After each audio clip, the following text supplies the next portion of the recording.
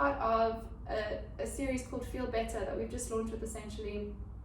So this month we really are trying to help people to feel better. Obviously, Essentially as a brand is always focused on doing that, but we just realized that we've all been through a lot over the last few months. It's been a very trying time, and I've just decided as Essentially nutritionist that it's really, really important to me to start educating people as much as possible to try and help themselves to feel better. This is our first Instagram Live that I'm very, very proud to be hosting with Clifford this evening. Clifford is from Core Direction, very passionate about the same kind of thing. So Cliff, if you could just introduce Core Direction a little bit to everyone. Yeah, so I've been in the fitness, health and wellness industry for almost 20 years. I've owned pretty much everything that you can imagine in fitness. So from dance academies, gyms, CrossFit boxes, yoga studios, healthy food concepts, fitness education businesses. But my single mission and vision has always been to try and help people move more. To inspire people to live healthier, fitter, more active lives. And so in 2015, I built an app, a platform called Core Direction, which basically does exactly that. It helps people to move more, and it is a corporate wellness tool, but we have a marketplace of hundreds of different locations across Dubai that service our clients. And you can train at home, you can read interesting educational articles, and again, just helping people move a little bit more. So hopefully after this, you guys get a download and start moving more. Yeah, I just want to mention what I love about Core Direction is that you guys, you take wellness a bit more holistically. So you've obviously always been very involved in fitness, and that's your main kind of expertise. And I love that you've taken fitness and you've made it so much more than that.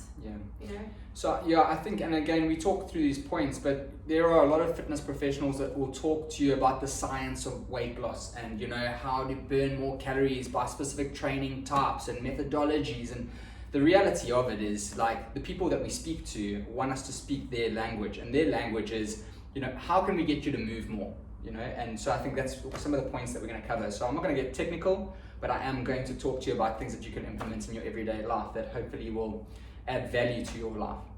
Cool. Yeah, so today we're going to be talking about the basic concept of calories in, calories out. I think it's a concept that most people are familiar with and very consciously aware of. People generally know that they should not be eating too much food and getting enough exercise to help maintain their weight. So we decided to take this concept and basically give you guys some tools to figure out the right dynamic of food and exercise to work for you, your lifestyle, your body type. I'm obviously a nutritionist, Clifford being very, very experienced in fitness, and together we're going to try and help you guys with some pointers from our side. Cool. All right. So Cliff, I think let's start with the basic topic of calories in, calories out. Yeah. So I think that's a foundation of weight loss or weight gain. So as long as you are burning more calories than you're eating, you can lose weight. There's basically three ways that you can do that. You can either eat less, you can train more so that you burn more calories, or you could supplement, because there's a lot of supplements that are thermogenics that help you to actually burn more calories. So those three sides are basically the main principles of weight loss. So essentially making sure that you are always in a calorie deficit. Yeah. That's it. Yeah, and it really is that way. I think people are always trying to sort of beat that system, but it is as simple as that. If you are eating too much food, not getting enough exercise, you're not going to see the results that you're looking for. I, in practice, have worked with many different clients, especially women that really do struggle to lose weight. So I do also understand that, or I've seen from first-hand experience, that women also, and men do try, and they don't always see the results that they're looking for. So I'm going to delve a little bit into the concept of just looking at calories from a nutritionist point of view. Not all calories are created equal. So, women, for example, need to consume, in order to lose weight, about 1,200 calories per day with exercise to reach their weight loss goals. Or if you are not going to be exercising at all, you need to be consuming about 1,000 calories per day to put yourself as a woman in a calorie deficit, for example. So what women sometimes do is they will, for example, eat one slice of chocolate cake, I know this sounds quite extreme, but I've seen this in practice. A woman will eat one big slice of chocolate cake that is maybe 700 calories, which is very calorie dense for one food type, but then say to me, Cara, all I've eaten the whole day is a slice of chocolate cake. Why am I not losing weight? Because technically, like, I'm in my deficit.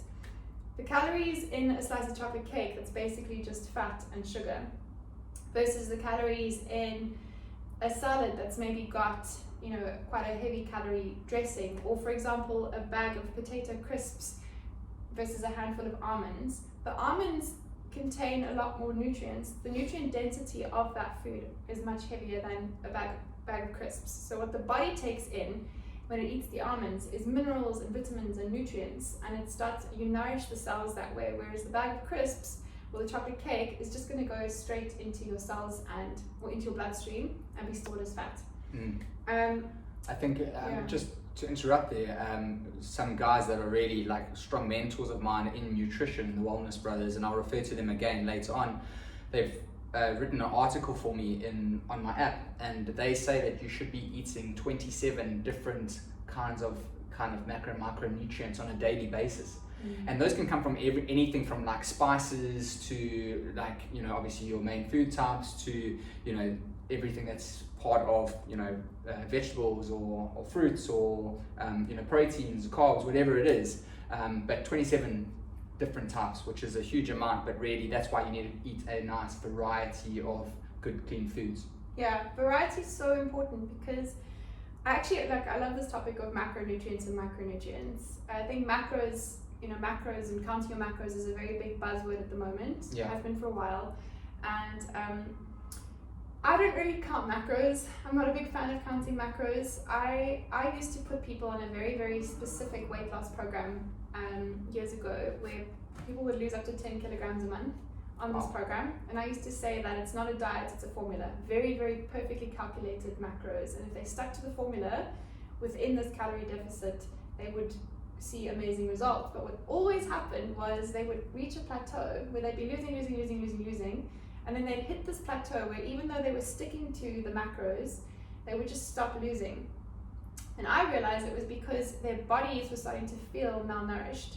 So they would either plateau because they were sticking to the diet and it just wasn't moving on the scale, or they would start to cheat because they got food cravings. Yeah. Either way, the body is feeling malnourished because there wasn't enough variety in their diet while they were on that program.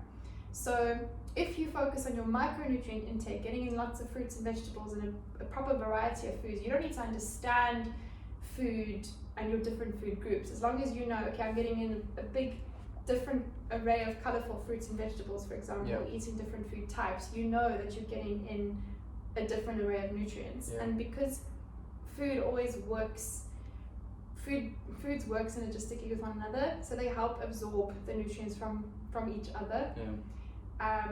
And the moment that happens, the body feels safe, it feels nourished, and it starts to release weight, or it doesn't hold on to weight and water retention and stuff as much. I mean, I know that we come to this at the end, but it seems like an appropriate time to talk about it now. But again, referring back to the Wellness Brothers, and you know, there are so many fad diets out there. You know, there's so many of these trending, and it seems cool, and everyone's doing it. It's got buzzwords behind it and everything. But the reality is that there is only really one way to eat sustainably long term.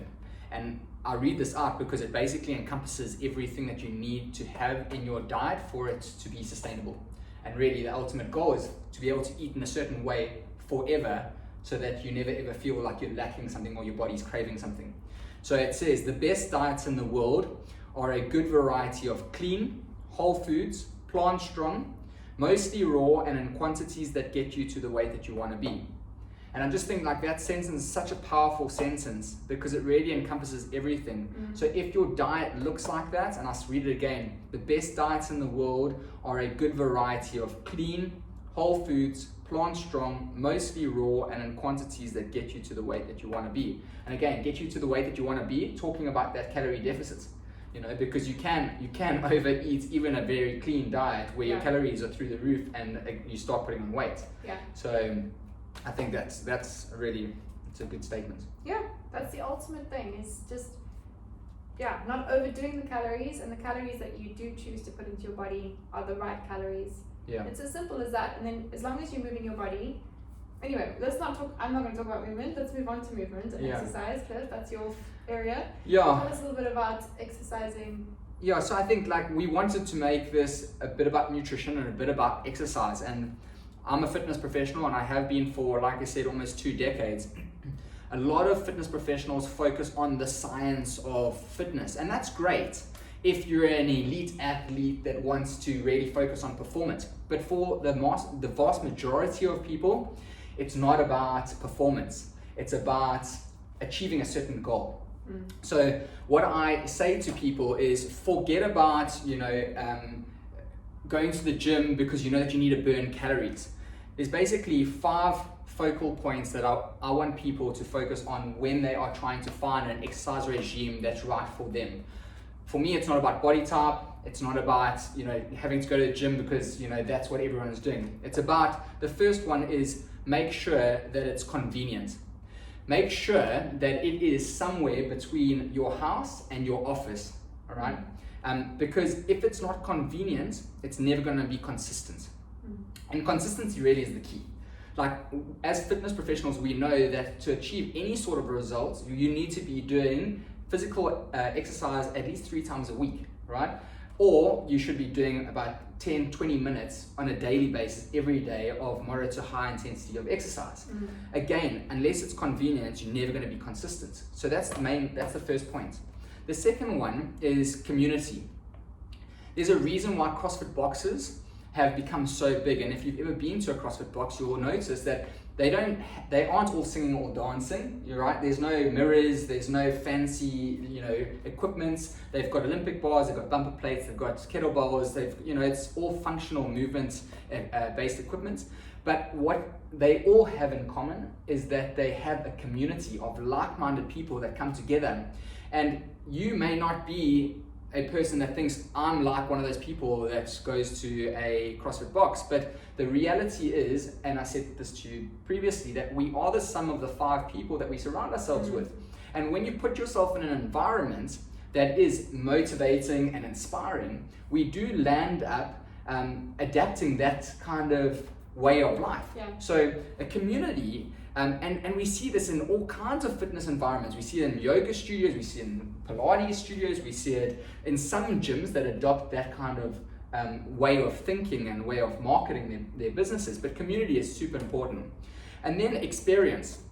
We see this all the time. We see these brands that have really boomed. You look at Barry's Bootcamp, you look at Soul Cycle, you look at these kinds of brands. And locally, we're based in Dubai, there are some exceptional businesses. Crank Cycle, an amazing experience. Bear in Business Bay, amazing experience and amazing community. And, businesses that are selling fitness are way behind the times. Fitness businesses that sell an experience, those are the kinds of places that you want to, try and find. Fitness businesses that sell an experience and a community, well, that's an absolute winning formula. And if it's on your doorstep, then that's just the best of all worlds. And then finally, and I think a lot of the time, like, people say that don't focus on this, but I think that it is worth focusing on to a certain degree, is making sure that you know your starting point, so that you can set some goals for yourself. And one thing that I know people want to do is, they'll know, okay, I know I'm 50 kgs overweight, I want to lose 50 kgs. But, set bite-sized, achievable goals so that you don't ever feel overwhelmed or, bad about not achieving them as quickly as you'd like. But the beauty of goals and setting those goals is, if you are moving in the wrong direction, it's more of a motivation to actually get back on track. And if you are moving closer to your goal, it's an amazing motivation to keep you going. And so I always say, a scale isn't the best measure because muscle weighs more than fat. A photo or the mirror is actually a great judge of progress. So I always say, take a before and after photo. We live in a selfie world, and while I'm not huge on selfies, I do think there is a time and a place. So, if you can action these things: convenient, consistency, community, experience, and then measured goals, using the same yardstick. Like that's how you build a long-term, sustainable, healthy, active fitness regime. Yeah. That's it.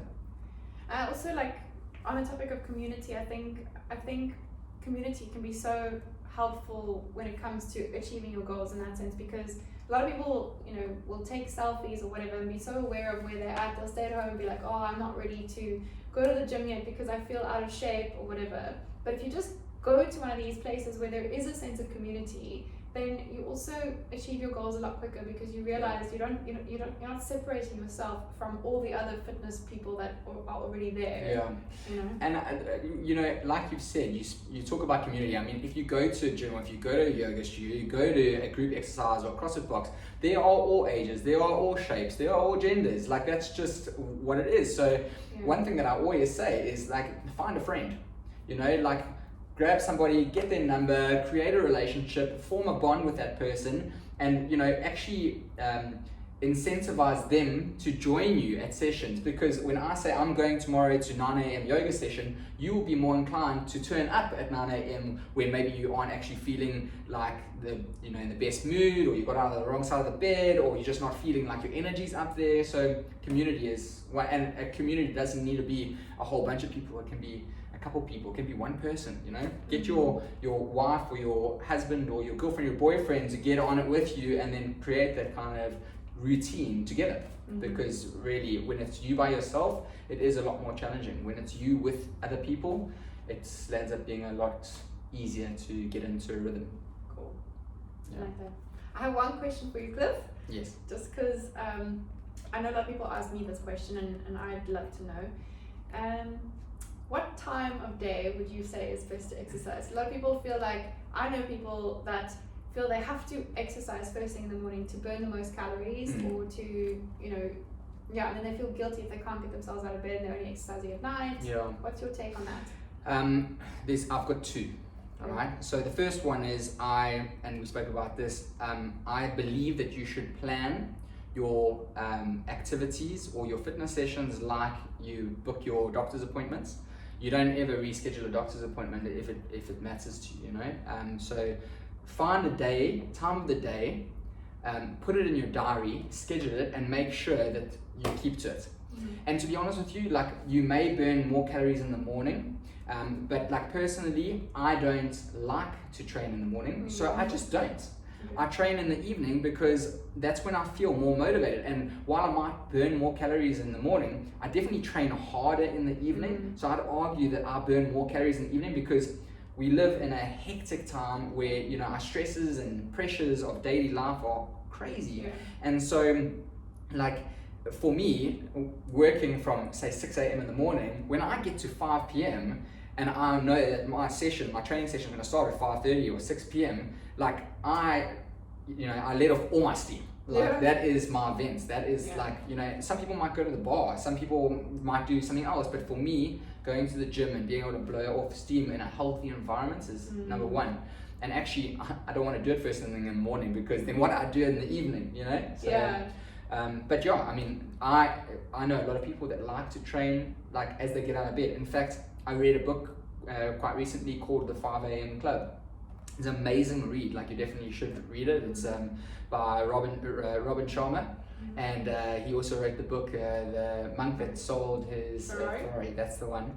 And his ritual is, as soon as you wake up, you literally have a glass of water, you roll out of bed, and you do a workout. And it's a 10-minute workout or a 20-minute workout. I can't remember, but that is basically what he tells you to do. Now, I like getting up at 5 a.m. I like getting up nice and early, but for me, I like to get up, make myself a coffee, and actually do a bit of work because I'm quite productive in the morning, you know. For me, training at that time is not great, but maybe for you it is. So just find what works for you and just get into a habit of it, you know. I do think that, you know, some days you want to train in the morning, some days you want to train in the evening. I think that you should try and find one day of time of day that works for you, so that you can create a consistent routine. Cool. Yeah. All right. Well, that's food. I mean, that's exercise. I want to talk a little bit about food and your body type before we round off for this evening. Yeah, when it comes to calories in, calories out, obviously, your food intake and the type of exercise that you do, or where you choose to exercise, how you choose to exercise plays a big role in seeing your results. The couple of things from a nutritional standpoint that I think are really important when it comes to calorie intake and food intake. The first thing, and not a lot of people necessarily agree with me, but I've seen a big significant relationship with the exercise and the food that works best for you and your blood type. Okay, the blood type diet, it's not a one size fits all for everyone, but generally speaking, I've seen in practice that you have 4 blood groups basically. You get your O's, your A's, your ABs, and your A's. Your O blood type is the most common blood type. They thrive with high intensity exercise and higher protein intake. Wow. And lower carb intake. That's most people in the world actually. Then you get your B blood group. They are your long distance exercise people, and they thrive with high carbohydrate foods. So those are the people that actually do well carbo loading and then running a marathon. You get your A blood group, that is your natural vegans and vegetarians. Put them on a vegan diet and they lose weight immediately, whereas you put an O type on a vegan diet, they won't necessarily lose weight as easily, or they will initially, and then they start to put the weight back on. And they also thrive with minimal exercise. Things like low intensity yoga 3 times a week works really well. And if you put an A blood type on that type of exercise regime, they lose weight. Whereas if they do too much high intensity exercise, they put on weight. Wow. And you get your AB blood type. I'm an AB group, and we're a mix of your B and your A blood type. So I thrive with low intensity exercise, long distance, going for really long walks. This is why you like your walks. I love my walks. Very long walks, and it works for my body type. Yeah. If I do super high intensity exercise for too short a stint, I like it from time to time, but definitely not more than twice a week. I actually put on weight if I do, and also like your AB blood group, we thrive off more vegetarian diets, but also more carbs. So if I cut out carbs completely, I don't see the same results as if I actually include carbs. If I eat too much protein, I also see I don't lose weight as easily. So yeah, I thought I'd just mention that. It's not a one size fits all. I know of A blood types that thrive off high intensity exercise, but generally speaking, I've seen a pattern with people. And then other things to consider is how stressed you are. So if you are super stressed, your cortisol levels are raised. If your cortisol level, which is a stress hormone, is raised, your inflammation levels are higher, and cortisol throws your blood sugar out of whack. If your blood sugar is out of whack, it doesn't really matter which calories you're putting into your body. They either will just be stored as fat, or they won't be assimilated properly, so you become malnourished, and then you start to crave all the wrong foods and eat too much. So yeah, I thought I'd just mention those little pointers as well. I think it's those very, are very absolute important. gems. Yeah, I mean, I learned something new right there. I'm sure you guys learned something new as well. So that's that's awesome. Yeah, there's lots to take into consideration. But Booking my blood test tomorrow. yeah, know your blood type. Yeah. Make sure you're not too stressed out. Exercise enough. Don't eat too much food. Eat the right types of calories, and off we go. Winning at life. Cool. Yeah. Well, anyway, thanks, Cliff. Yeah, thanks. It's been a pleasure. Yeah, it was so nice to chat to you. Good. IG Live. Yes, we all have to do this again soon. Give us a thumbs up if you digged it. And till the next time. Yeah, guys, I'm just going to shout out here, since we're on this live. For this month, essentially is offering 25% off everything online to help you guys feel better. I think it's the best promo we've had in a very, very long time. So definitely get involved. If you want to book a juice cleanse and you have any questions, feel free to reach out to me or on our essentially Instagram. I'm always here to help. And yeah, we'll chat soon. Anything you want to mention, Chris? Yeah, for sure. Next week, Sunday, we kick off yoga at the top of the world's tallest building. Very cool. Yeah, the Burj Khalifa. So that's going to be cool. We're running yoga sessions at the top there for the month of July and August. So if you're keen to get your yoga flow on top of 124th floor, then download my app and have a look. And also, while you're at it, on the app itself, there's a 1 dirham trial. And the 1 dirham trial will give you access to a lot of amazing Zoom or fitness instructors offering Zoom classes, as well as a lot of Dubai-based gyms and group exercise studios that will offer you a week's free trial just for, well, it's not free, it's cost you $1, but I think it's a good value for money, so get on it. Yeah, definitely. Cool. Cool. Thanks, guys. Tune in again next week.